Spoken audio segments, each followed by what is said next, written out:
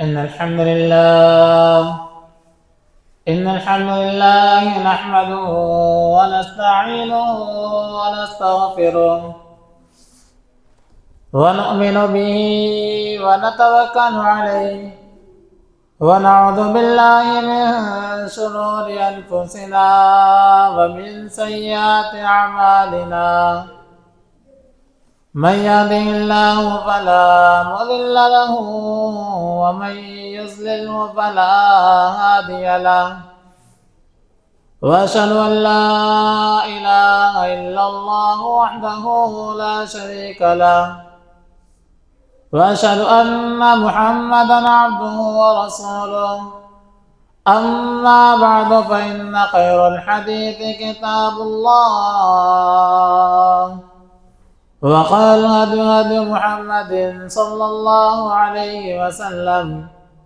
وشر الأمور محدثاتها وكل محدثة بدعة وكل بدعة ضلالة وكل ضلالة في النار. أعوذ بالله السميع العليم من الشيطان الرجيم. بسم الله الرحمن الرحيم. يا أيها الذين آمنوا اتقوا الله حق تقاته ولا تموتن إلا وأنتم مسلمون. يا أيها الذين آمنوا اتقوا الله وكونوا مع الصادقين. وقال الله تعالى في موضع آخر خلق الإنسان من صلصال كالفخار وخلق الجن من مارج من نار فبأي آلاء ربكما تكذبان. وقال النبي صلى الله عليه وسلم رضا الله في رضا الوالدين وسخط الله في سخط الوالدين. وقال النبي صلى الله عليه وسلم الصلاة عماد الدين فمن أقامها وأقام الدين ومن هدامها وهدام الدين.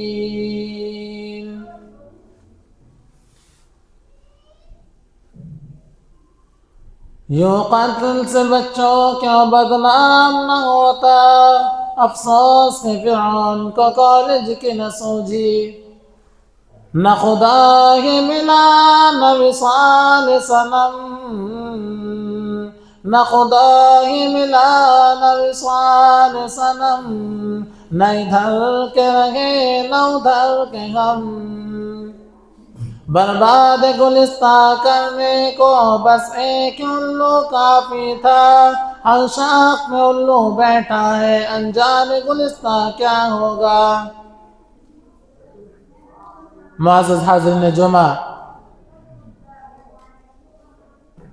پیارے بزرگوں، نوجوان عزیز ساتھیوں اور پیارے بچوں، اللہ رب العالمین کا بے انتہا شکر احسان ہے کہ اللہ رب العالمین کے فضل اس کے کرم کے بعد کہ اللہ رب العالمین نے ہمیں اس دنیا کے اندر پیدا کیا اور پیدا کرنے کے بعد ہم کو یوں ہی درندوں چرندوں پرندوں کی طرح نہیں چھوڑا، بلکہ ہمارے رشد و ہدایت کے لیے اس دنیا کے اندر انبیاء کرام علیہ السلام کا سلسلہ جاری کیا.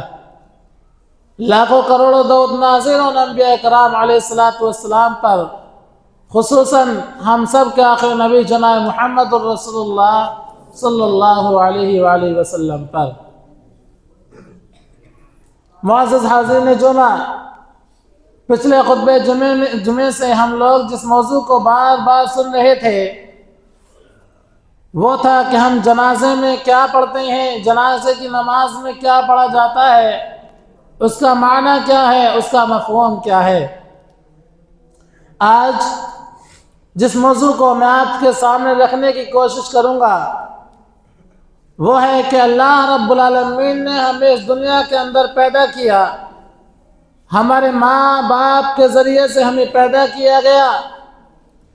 اس دنیا کے اندر یا کل قیامت کے دن آخرت کے اندر ہمارے والدین کا ہمارے لیے کیا مقام مرتبہ ہونا چاہیے، ہمارے دل میں ہمارے ماں باپ کی عزت کا کیا اندازہ ہونا چاہیے، ان کی عظمت کا کیا طریقہ ہونا چاہیے۔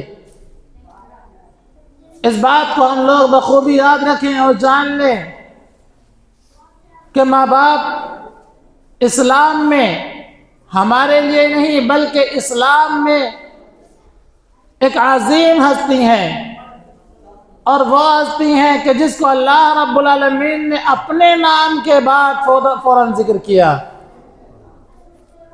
اپنے نام کے بعد فوراً ذکر کیا۔ فرمایا، میں اپنے بچوں سے اس بات کو کہوں گا کہ جمعے کے جو آداب ہیں اس کو ملحوظ رکھا جائے۔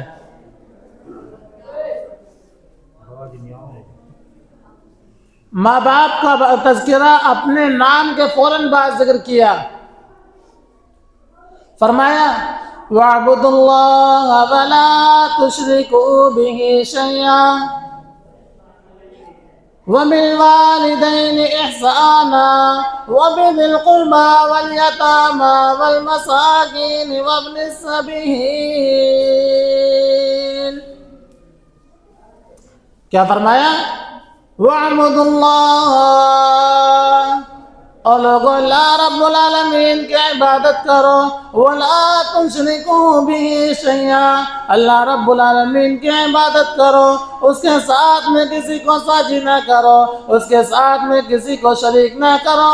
اس کا وہ پیدا کرنے والا ہے، وہی خالق ہے، وہی مالک ہے، وہی اولاد دینے والا ہے، وہی بیماری کو دور کرنے والا ہے، وہی شفا دینے والا ہے، وہی تمام بیماریوں کو دور کرنے والا ہے، وہی بیماری دینے والا ہے، وہی شفا دینے والا ہے۔ تمام کی تمام چیزیں اللہ رب العالمین کے قبضہ قدرت میں ہیں۔ وَاعْبُدُوا اللَّهَ وَلَا تُشْرِكُوا بِهِ شَيْئًا، ہمیں صرف اور صرف یہ حکم نہیں دیا گیا کہ اللہ رب العالمین کی عبادت کرو، یہ بھی حکم دیا گیا کہ اللہ رب العالمین کی عبادت تو کرو، لیکن اللہ رب العالمین کی عبادت کرنے کے بعد کسی اور کو اس کے ساتھ ساجھی اور شریک نہ کرو۔ وَلَا تُشْرِكُوا بِهِ شَيْئًا، اللہ رب العالمین ہی بیماری دینے والا ہے، اللہ رب العالمین ہی شفا دینے والا ہے۔ اللہ رب العالمین کو اپنا رب جانو، اپنا مالک جانو، اپنا خدا جانو، بیماری کو دور کرنے والا مانو، اسی کو بیماری دینے والا مانو، اسی کو خوشی دینے والا مانو، اسی کو غم دینے والا مانو، اسی کو شفا دینے والا مانو۔ وہی انسان کو مارتا بھی ہے، وہی جلاتا بھی ہے۔ یعنی یہ چیز کہ اللہ رب العالمین ہی ہمارا رب ہے، چاہے غم ہو، خوشی ہو، دکھ ہو، مصیبت ہو، تمام کی تمام چیزوں میں اللہ رب العالمین کو ہی حقیقی رب جاننا ہے۔ اور یہی چیز جب ہم کلمہ شہادت کا اقرار کرتے ہیں تو اس میں یہی چیز کہتے ہیں، اشہد ان لا الہ الا اللہ، اللہ رب العالمین میں گواہی دیتا ہوں کہ تو ہی اللہ رب العالمین ہے۔ اشہد ان لا الہ الا اللہ، میں گواہی دیتا ہوں کہ تیرے علاوہ کوئی دوسری ایسی ذات نہیں ہے کہ جس کے سامنے سجدہ کیا جائے، جس کے سامنے ماتھا ٹیکا جائے۔ کوئی ایسی دوسری ذات نہیں ہے کہ جس کو اپنا رب مانا جائے، شفا میں، بیماری میں، غم میں، مصیبت میں، تکلیف میں، پریشانی میں۔ وَأَشْهَدُ أَنَّ مُحَمَّدًا رَّسُولُ اللَّهِ، اللہ رب العالمین میں گواہی دیتا ہوں، میں اس بات کو مانتا بھی ہوں، اللہ رب العالمین میں اس بات کو اپنی زبان سے بھی مانتا ہوں، اپنے دل سے بھی مانتا ہوں، اپنے عمل سے بھی میں ثابت کرتا ہوں کہ تو ہی ہے، تو ہی ہے، تیرے علاوہ کوئی اور ذات نہیں ہے۔ وأشهد أن محمد رسول اللہ۔ اللہ رب العالمین میں اس بات کی بھی گواہی دیتا ہوں کہ تیرے نبی محمد صلی اللہ علیہ وسلم تیرے بندے بھی ہیں، تیرے غلام بھی ہیں، تیرے رسول بھی ہیں، تیرے نبی بھی ہیں۔ کون؟ ہم ہی اپنی زبان سے اس بات کو کہہ رہے ہیں۔ ایک نقطہ میں آپ کو سمجھاتا چلوں کہ اگر مسلمان، کوئی شخص اس وقت تک مسلمان ہوتا ہی نہیں ہے کہ جب تک اپنے زبان سے اس کلمے کو نہ پڑھے، اور جس نے اپنی زبان سے اس کلمے کو پڑھ لیا، صرف پڑھا نہیں بلکہ عمل سے بھی ثابت کرنا پڑے گا، اور عمل سے بھی ثابت کیا تب جا کر کے کیا بنتا ہے؟ مومن بنتا ہے۔ موضوع تھا کہ ہمارے والدین کا ہماری زندگی میں کیا مقام مرتبہ ہے۔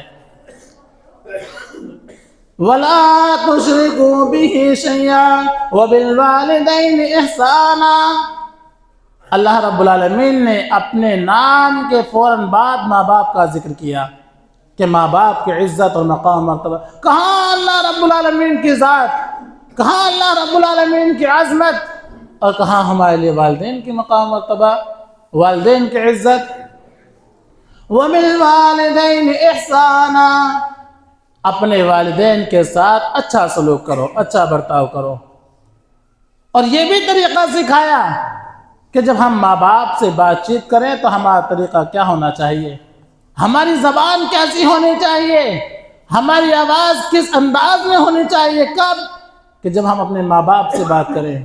إِمَّا يَبْلُغَنَّ عِندَكَ الْكِبَرَ أَحَدُهُمَا أَوْ كِلَاهُمَا فَلَا تَقُل لَّهُمَا أُفٍّ وَلَا تَنْهَرْهُمَا وَقُل لَّهُمَا قَوْلًا كَرِيمًا۔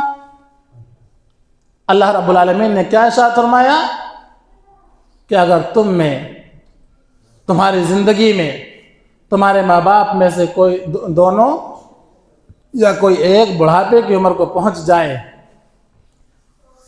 تو تمہیں چاہیے عندك الكبر أحدهما أو كلاهما فلا تقل لهما، تو تمہارے لیے جائز نہیں ہے اف ولا تنهرهما وقل لهما، تمہارے لیے ہرگز یہ بات جائز نہیں، تمہارے لیے ہرگز یہ بات درست نہیں کہ تم ان کو اپنی زبان سے اف بھی کہو۔ اف کہنا، مثال کے طور پر ہمارے والدین نے ہمیں حکم دیا، ہمیں اس بات کو کہا کہ آپ بازار جائیں اور بازار جا کر کے سامان لے کر کے آئیں، کسی دکان پر جائیں وہاں سے گھر کے لیے سبزی لے کر کے آئیں، تو ہم پلٹ کر کے ان کو نہیں کہہ سکتے ابا آپ کو تو ٹائم رہتا ہے، ہم تو فلاں جگہ سے نہیں کہہ سکتے۔ اللہ رب العالمین نے قرآن کریم میں اس چیز کو منع کر دیا۔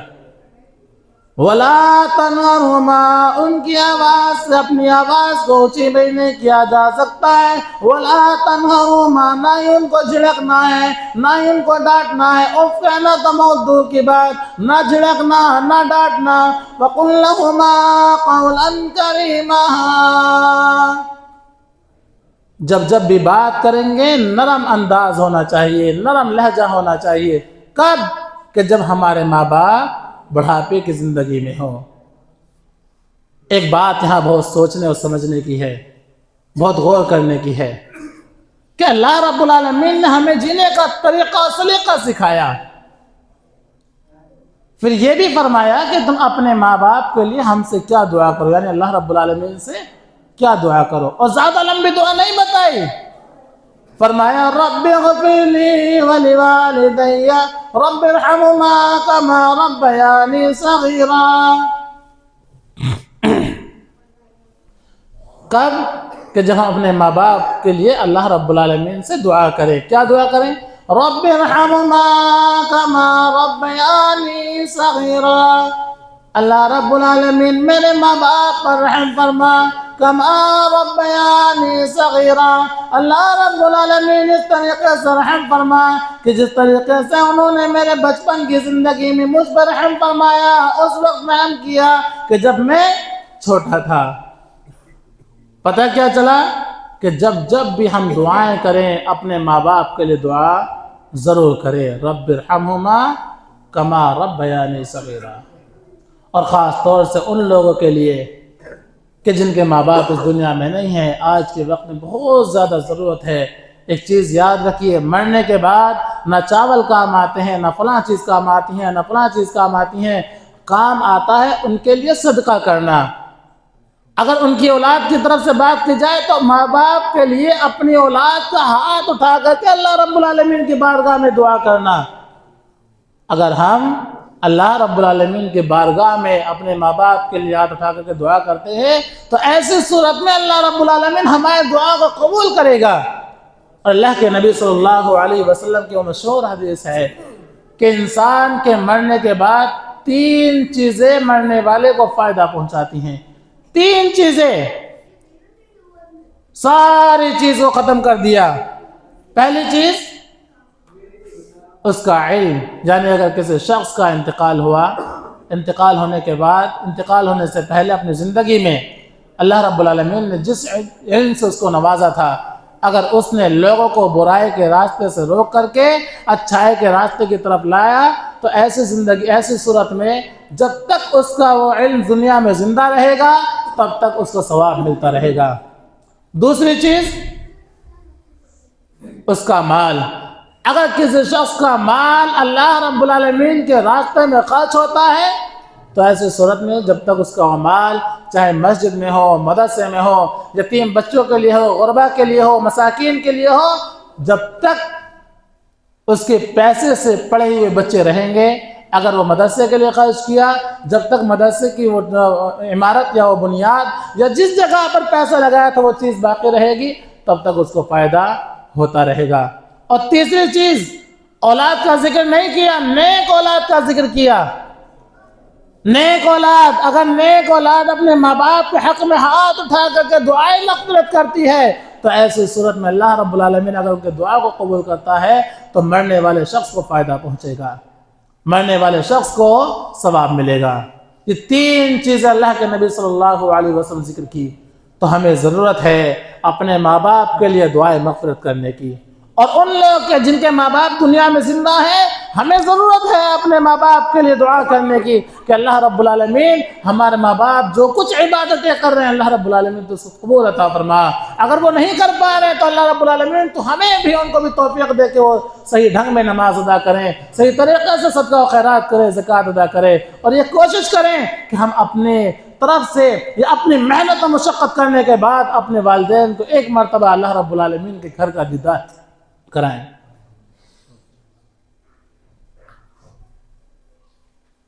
اللہ کے نبی صلی اللہ علیہ وسلم نے ہمیں ایک نقطہ ذکر کیا، یعنی آپ دیکھیے معاشرے میں دیکھیے کہ ہم لوگ کبھی صدقہ و خیرات کر رہے ہیں کہ اللہ رب العالمین ہم سے راضی ہو جائے، کئی مسجدوں میں دے رہے ہیں، کئی مدرسوں میں دے رہے ہیں، یتیم بچوں، بیواؤں، مساکین، یہاں تک کہ ہم لوگ خوب پیسہ خرچ کر رہے ہیں جتنا ہم سے ہو سکتا ہے، اور یہ کوشش کرتے ہیں شاید اللہ رب العالمین اب ہم سے راضی ہو جائے، اللہ رب العالمین اب ہم سے راضی ہو جائے۔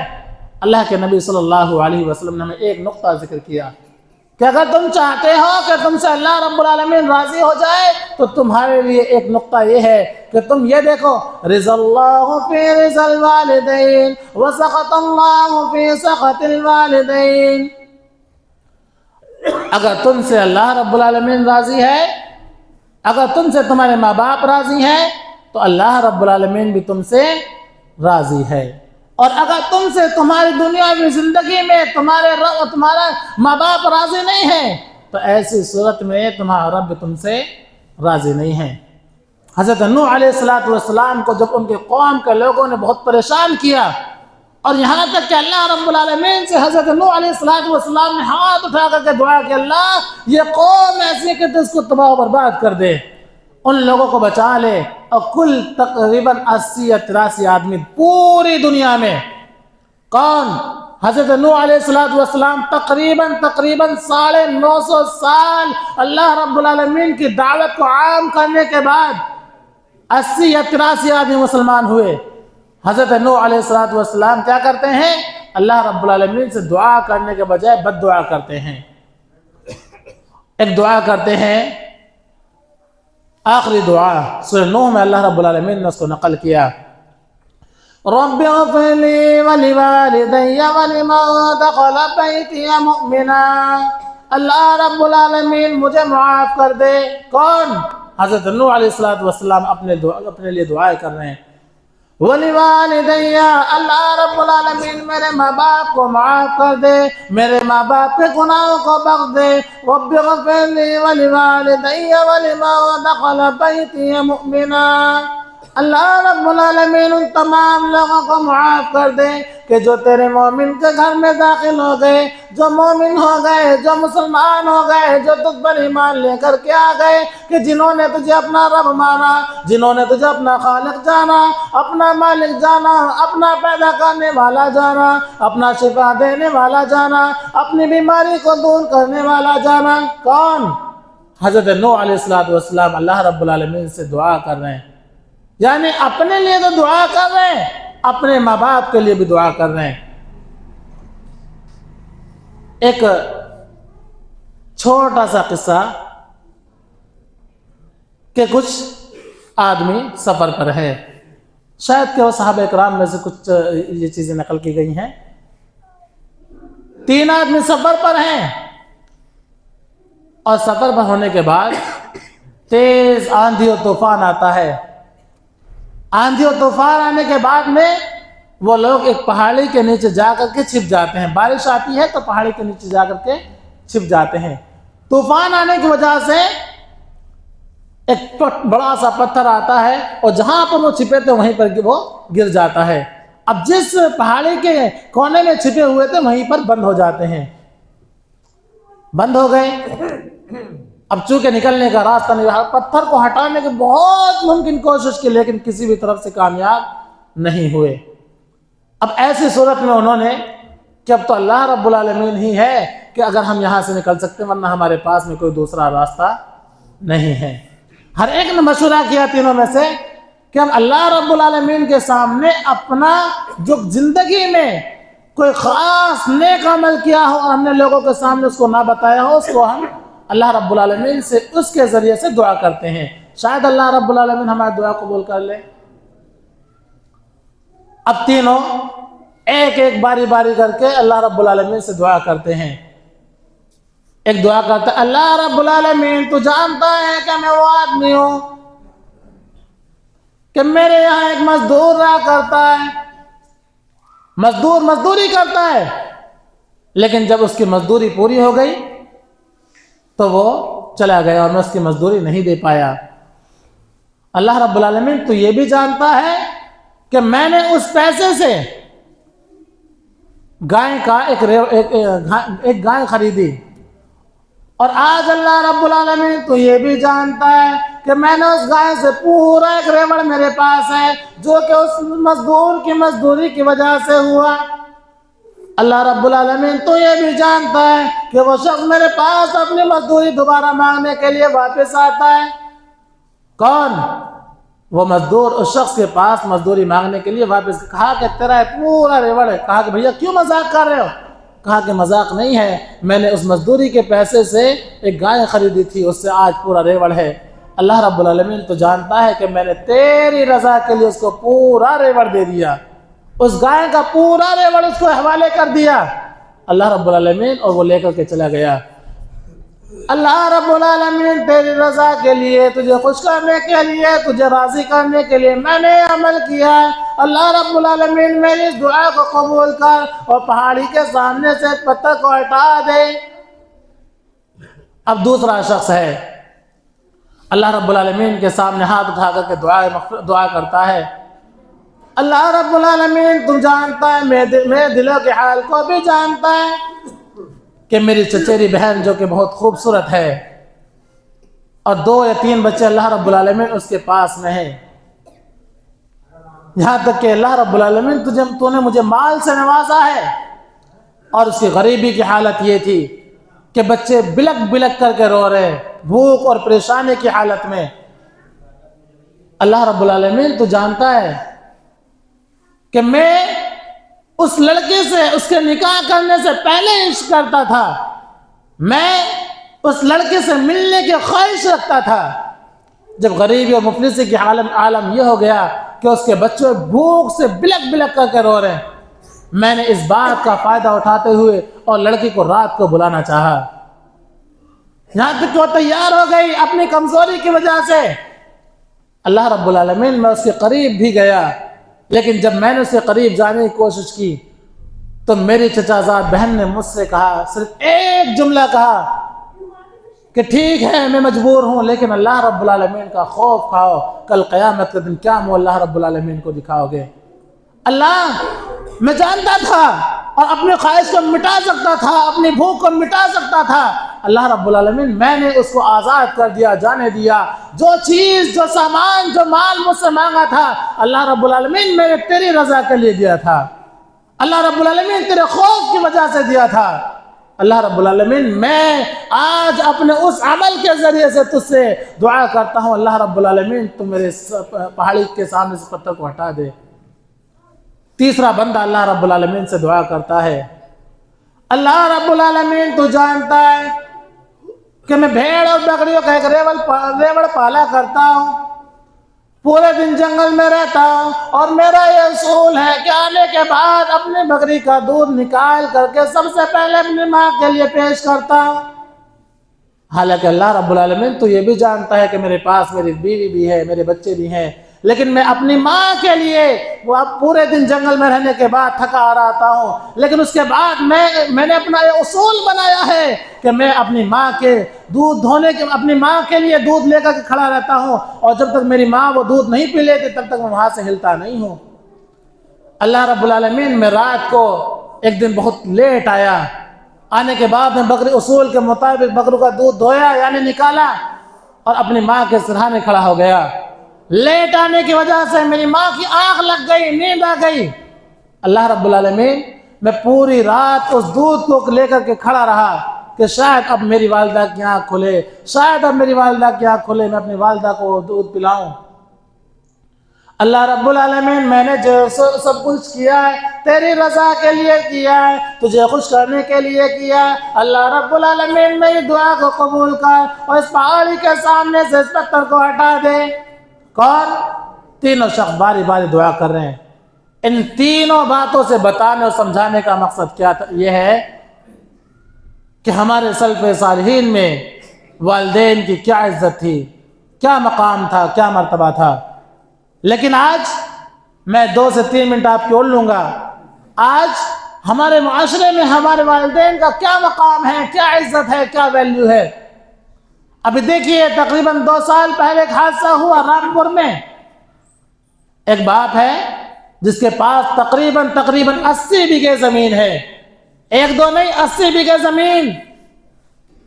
انہی دنوں کے حالات تھے، باپ نے اپنے 6 کے 6 بیٹوں کو بلایا، کہا کہ بیٹا، یا تو مجھے خوشی اس وقت ہوئی تھی کہ جب تم میرے بیٹوں کی پیدائش ہوئی تھی، یا آج میری زندگی کا سب سے خوبصورت دن ہے، سب سے خوشی کا دن ہے، اور میں آج تمہارے سامنے ایک فیصلہ رکھنا چاہتا ہوں۔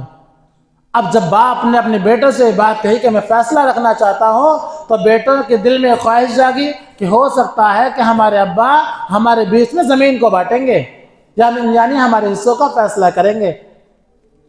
بیٹوں نے کہا ابا ایسی کون سی خوشی کی بات ہے کہ جو آپ دنیا کی سب سے بڑی خوشی بتا رہے ہیں؟ کہا کہ آپ جانتے ہیں کہ میں نے اپنا سارا کاروبار، اپنی ساری چیزیں، ساری جائیداد آپ کے حوالے کر رکھی ہے، میرے پلے میں کچھ نہیں ہے، اور میں نے آپ کی بلا اجازت اپنا پاسپورٹ جمع کیا تھا حج کی منظوری کے لیے، اور اللہ رب العالمین کے فضل سے حج کی منظوری آ گئی، لیکن میرے پاس میں اس وقت میں کوئی پیسہ نہیں ہے، اس لیے میری یہ خواہش ہے کہ آپ 6 بیٹے میرے حج کا انتظام کریں۔ اب بجائے اس کے کہ بیٹوں کو خوشی ہوتی، ان کے پیروں کے نیچے سے زمین نکل گئی۔ کہا ابا، آپ نے جب پاسپورٹ جمع کرایا تھا کہ ہم سے آپ نے پوچھا تھا؟ آپ جانتے نہیں ہیں کہ ہمارا کاروبار کیسا چل رہا ہے؟ کیا آپ کو پتا نہیں ہے؟ آپ بوڑھے ہو گئے، اتنی بھی عقل نہیں ہے؟ کیونکہ ہماری زبان میں، ہماری لینگویج میں ہمارے لیے ماں باپ کی کوئی عزت، کوئی قدر ہی نہیں ہے۔ اب باپ نے جب اس انداز کو، اس لہجے کو، اس طریقے کو سنا تو بجائے خوشی کے خوشی غم میں بدل گئی۔ جب غم میں بدل گئی، اپنی بیٹی کو بلایا اور اپنے دوستوں سے ملاقات کی۔ اب دوستوں نے یہ مشورہ دیا کہ آپ کے پاس 80 بیگھے زمین نام ہے، جب آپ کے بیٹے آپ کے لیے کوئی راستہ دینے کو تیار نہیں ہے تو آپ ایک کام کریں، 1 یا 1.5 بیگھہ یا 2 بیگھے زمین بیچ دیں اور اس کے ذریعے سے آپ کا حج ہو جائے گا۔ یہ بات سمجھ میں آ گئی، اور جب یہ بات سمجھ میں آ گئی تو 2 بیگھے زمین اس شخص نے بیچ دی۔ بیچ کر کے جب کچہری سے شام کو واپس آیا تو فوراً مغرب کا وقت ہو گیا۔ جب مغرب کا وقت ہوا تو وہ سوچا چلو پہلے نماز ہی ادا کر لیتے ہیں۔ جب مغرب کا وقت ہوا مؤذن نے آواز دی حی علی الصلاۃ، تو بجائے اس کے کہ وہ ان کے بچے سوچتے 78 بیگھے تو اب بھی میرے پاس میں ہے، مجلا بیٹا اپنی ایک بندوق کو لے کر کے آیا اور 6 کی 6 گولیاں اپنے باپ کے سینے میں اتار دی۔ ابھی باپ مسجد کے دروازے پہ قدم ہی رکھ رہا ہے، 6 کی 6 گولیاں سینے میں اتار دی۔ جب یہ بات اس کی بیوی یعنی ان بچوں کی ماں کو پتا چلی کہ میرے فلاں بیٹے نے اپنے باپ کو مار دیا، ماں کا ہارٹ اٹیک سے انتقال ہو گیا، دونوں کا انتقال۔ اب یہ سمجھیے مال کی وجہ سے اگر ہم اپنے باپ کو اپنے گولی کو تان سکتے ہیں تو ہمارا معاشرہ کتنا بہتر ہو سکتا ہے۔ اور یہ سارا سبق ہمیں کہاں سے ملتا ہے؟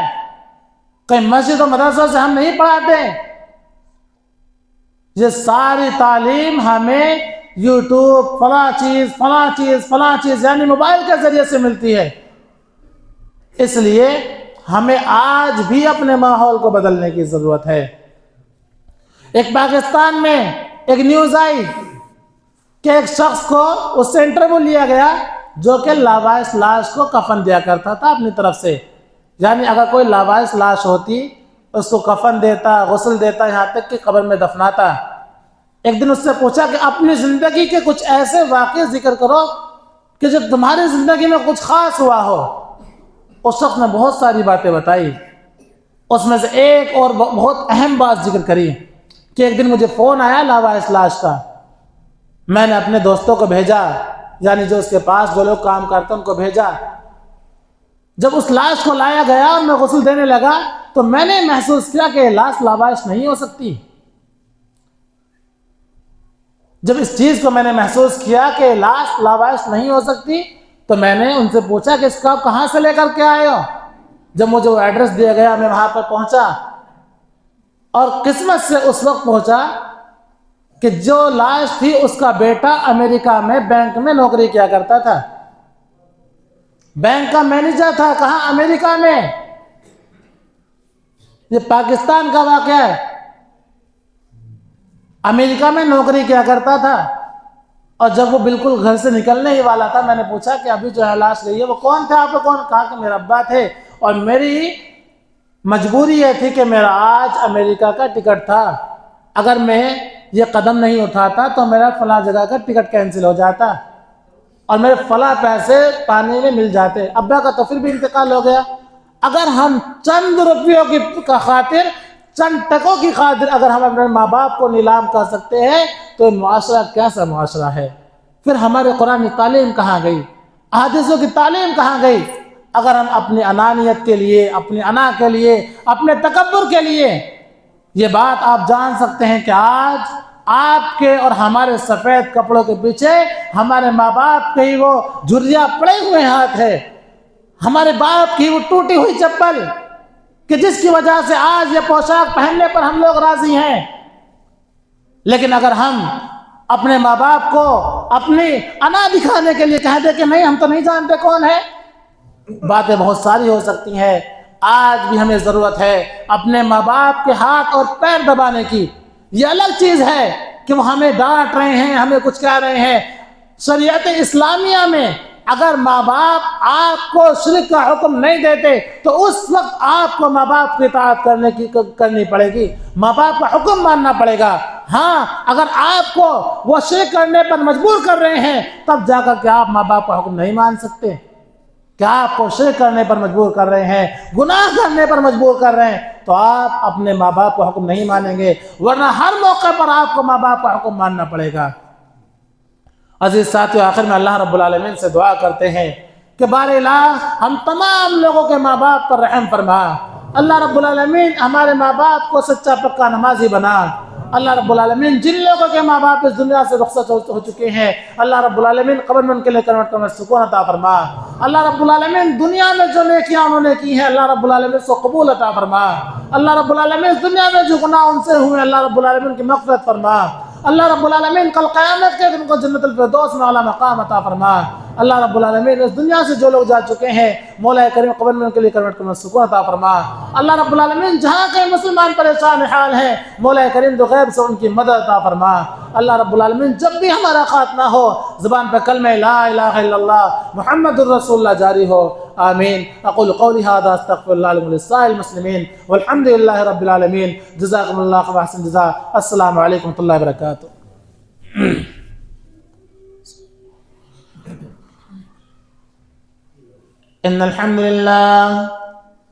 إن الحمد لله نحمده ونصلي على رسوله الكريم۔ أعوذ بالله السميع العليم من الشيطان الرجيم، بسم الله الرحمن الرحيم۔ إن الله وملائكته يصلون على النبي يا أيها الذين آمنوا صلوا عليه وسلموا تسليما۔ اللهم صل على محمد وعلى آل محمد كما صليت على إبراهيم وعلى آل إبراهيم إنك حميد مجيد۔ اللهم بارك على محمد وعلى آل محمد كما باركت على إبراهيم وعلى آل إبراهيم إنك حميد مجيد۔ عباد الله رحمكم الله، إن الله يأمر بالعدل والإحسان وإيتاء ذي القربى وينهى عن الفحشاء والمنكر والبغي يعظكم لعلكم تذكرون۔ اذكروا الله يذكركم وادعوه يستجب لكم، ولذكر الله تعالى أعلى وأولى وأجل وأتم وأكبر، والله يعلم ما تصنعون۔